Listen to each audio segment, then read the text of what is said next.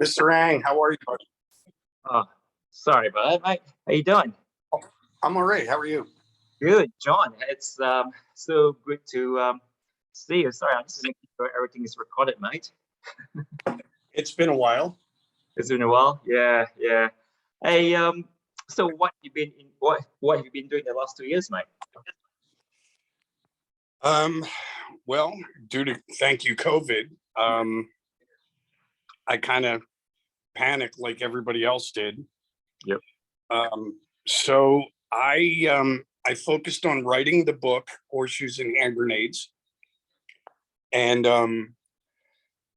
I found that all the studios were closed, as I'm sure they were in Australia as well.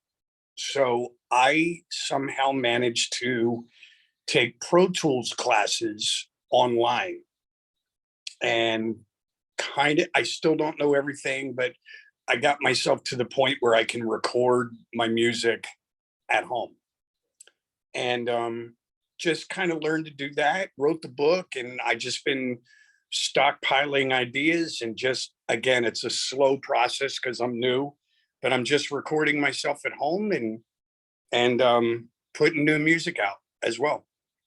Is the book a New York Times bestseller by any chance? Is it what now? A New York Times bestseller? Well, it's not out yet.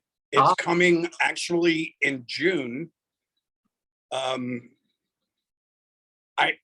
don't want to say that we'll have them when I'm in Australia, but we're trying to get some so that I have them at the shows, and I'm scheduled to do a in-store somewhere in Sydney, and hopefully, if customs doesn't hold things up, I'll have some books with me as well. But I don't want to say definitely, because who knows how the customs thing is going to be. You know what I mean? Yeah, it's really strict in Australia, as you probably know. During those 2 years, I believe that you've written a few songs, couple of songs. One of them is Your Own Worst Enemy. Yes. So and sorry. There was another one before that as well called Casibella. Yes. Yeah. So your own worst enemy is like a typical song that you'll be playing at a Christmas family function, isn't it? Say that again. You kind of broke up for a minute. Sorry, mate. It's not the kind of song that you'll be playing at a family Christmas gathering. The first one, your own worst enemy. Yeah, probably. No, probably not. So, what sparked you to write that song? What sparked me to write Your Own Worst Enemy? Yeah. Honestly,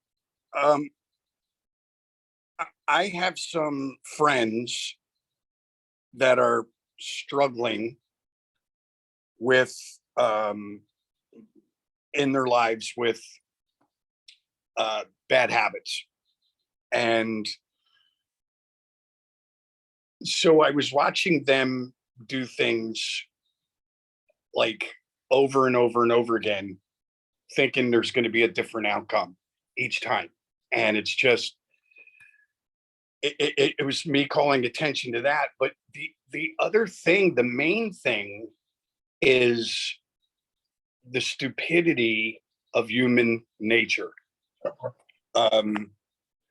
You know, when you look at just like how we are as humans, how we've become, we're very divided. You know, you look at honestly what's happening again, like with wars and different things like that. You're like, oh my God, don't we ever learn anything positive? You know what I mean? And so the song is just really about human nature, stupid people that do stupid shit over and over and over again and think that it's going to have a different outcome from the other 50 times that they did the same stupid thing. You know what I mean? So it has nothing to do with previous bands or that you're with? Or... No. Okay. Nope.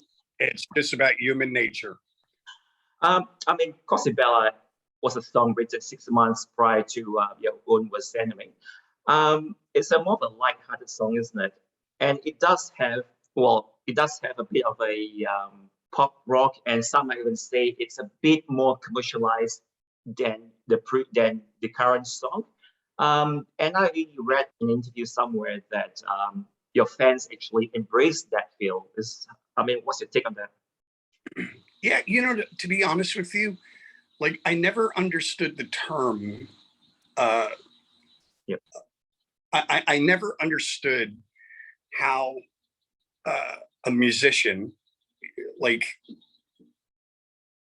has to be put into a box of one certain type of music.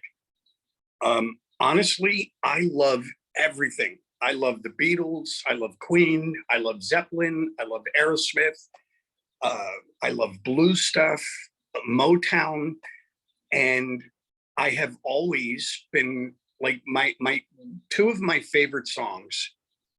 One is by the Beatles. It's called Penny Lane. Yep. Penny Lane. And then Queen had a song called Killer Queen. Yep.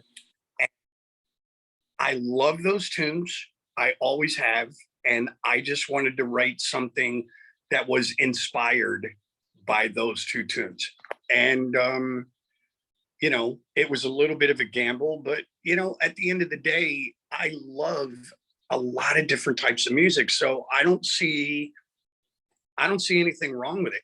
You know what I mean? If I wake up tomorrow and I write a song that's, very funk oriented, I finish the song, and if I like it, I put it out. I'm not worrying about it anymore. Yeah. I just write. I write. Don't think about it. Yeah, because I was going to say that, listening to your 2012 acoustic album as well as your live album, and the fact that you fronted the likes of Motley Crue and so forth, you have an eclectic range of style in your music.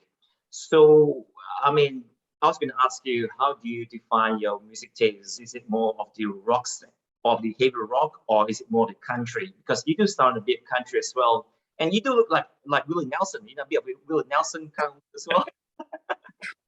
This is just. I'll tell you why I look like this today. John Howarth. He said he asked me Monday. He said, "Hey, Crab, I'd like to set up some interviews for you. Are you available this week?" And I said, "Yeah, sure." So apparently he sent me an email last night, my time, and he gave me a list of interviews, and I never got the email. So I missed like the first 3 interviews this afternoon. So he texted me and he goes, "Hey dude, what's going on? And I go, "Nothing. Like, when are you going to send me some interviews?" And he's like, "I did." Like, "You're not doing them." So I was sitting here and I literally just had my hair pulled back. I was working on lyrics and just kind of piddling around the house. And he goes, "You got interviews." So he resent me the email and I looked. Yeah. And, okay. So I just kind of washed my face and I put a headband on. So if I look like Willie Nelson, oh well, it's not, hopefully some point I'll get Willie Nelson's bank account. Oh, man, I thought you'd be out there now. So with these 2 songs, Cosabella, and Your Own Worst Enemy, are we expecting a EP or an album coming up by any chance? Or? Yes, but this is the thing. I'm just right now, for a few reasons, I'm trying to figure out. Obviously, now it's more about streaming and downloads. Yeah, I'm putting a song out every few months, 3, 4 months, 5 months, and I do want to do some vinyl and CDs. Now, the other problem is, due to COVID,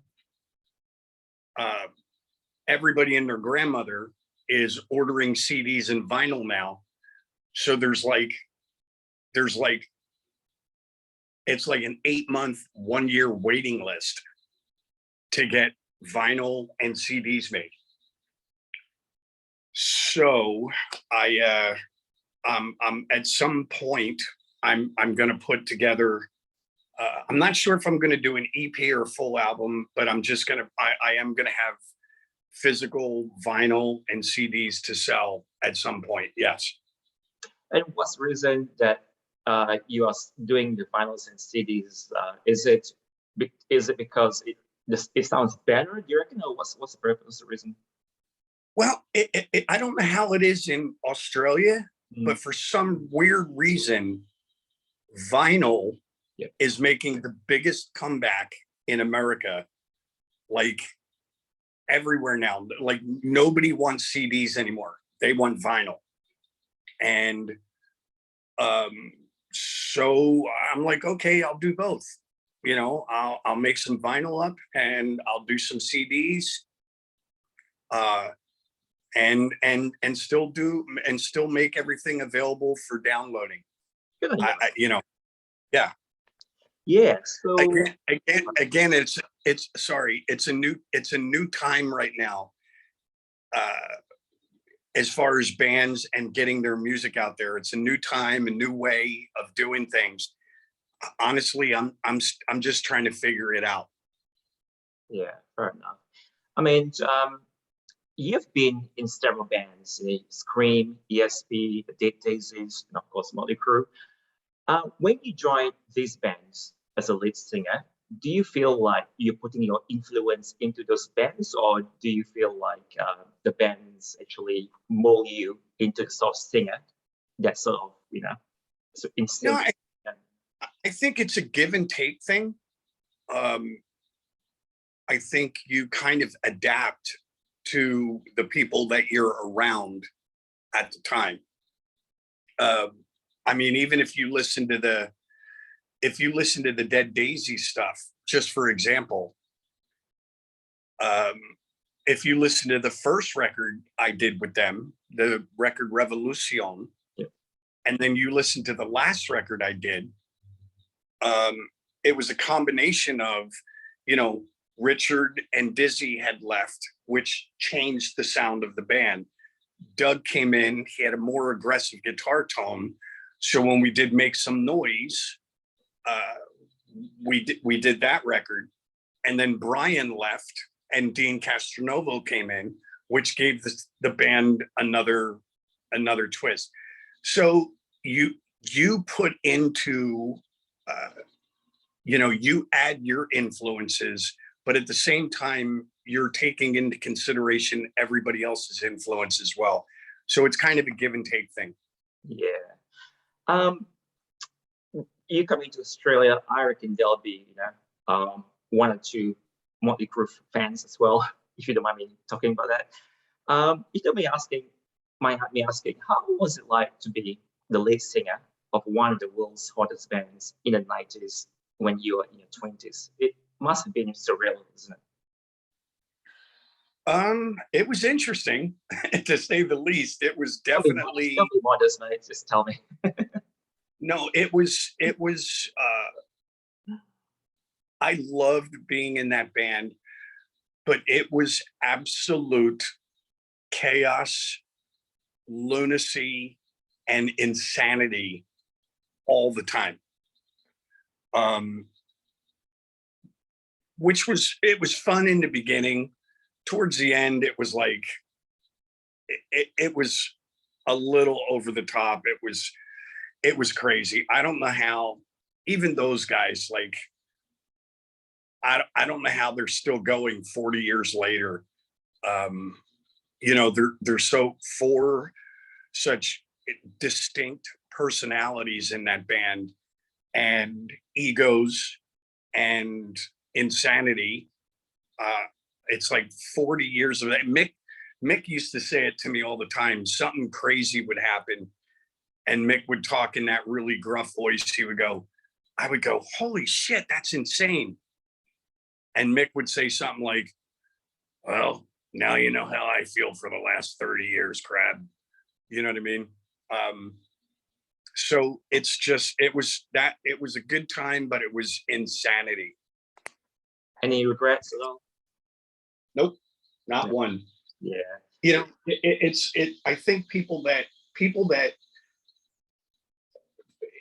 I feel like if you have regrets, I look at life as like a car. And when you're driving a car, you're moving forward. So you look through the front window, you're looking forward. And I think a person that has regrets is moving the car forward, but they're looking in the back window. Yeah. And it's like, you know what? Everything behind you is in the past. Everything in front of you is in the future. Live for right now. And that's just, I didn't always think that way. I've had a lot of ups and downs in my career, and I still have them. But, you know, life is as it should be. And I have zero regrets about anything that I've done, anything that I've said. I have no regrets about any music that I've written, any bands that I've been in. And right now, it's 2022. I've got a new book coming out. I've got new music coming out, and I'm getting to go to Australia in a couple weeks and just play for you guys. Life is awesome. That's awesome, man. So talking about Australia, sonically, what can we expect from your tour? Is it more of a solo acoustic, or will you be backed by a full piece band? No, it's me by myself with an acoustic guitar, telling stories, playing music, maybe telling some jokes, and just being stripped down, naked, and honest with everybody. And I hope that everybody comes and we just have a great time. I'm looking forward to it. So I'm hoping everybody has a lot of fun. So it'll be a bit like that 2012 acoustic album you produced, isn't it? That sort of feel to it. I think even the acoustic record, there's a little more to it because there's all the backing vocals and the percussion. And honestly, there's no backing tracks. There's no, it's honestly, it would be the same as just me sitting around a campfire, playing guitar and singing to a bunch of friends. So, sorry. No. It's just, that's all it is. It's just really a very intimate, I do a bunch of different music from all the different bands that I've been in. There's certain songs people have asked me about throughout my career. I tell them certain songs, why I wrote it. There's certain cover songs that I do. I explain why I do them. I'll tell some jokes, and then, hopefully everybody will be happy and pleased when it's all said and done. Yeah. So will you be playing any song from the album Motley Crue album, or is this just your solos work? Well, yes. I mean, obviously, I'm going to play some music from all of the records that I did. Obviously Motley was a big part of it. So of course I'm going to touch base on that. But we'll just have some fun, man. It's going to be a good time. It'll be fun. Can you play my first song by them, although it's not from you, Home Sweet Home? No? Maybe. If I say yes, then if I tell you that I'm going to do it, I may have to kill you because that's top secret shit. Because that song, just like the Hot Tub Time Machine, puts me into a calm state. Also, finally, can I get you to do a plug for me, mate? Hi, I'm John Corabi. You are on Sheldon and Media and Photography. Wait, say that again. You broke up. Corabi. You are on Sheldon and Media and Photography, and I'll see you in June. Okay. Hey guys, this is John Corabi, and you are watching and listening to Sheldon Ang Music and Photography, and I'm coming to you guys in June. So let's have some fun. Thank you so much, John. Thank you, buddy. And Good talking to you. I'll see you in June, all right? I'll see you there, mate. All right, buddy. Thank you. Yeah, bye.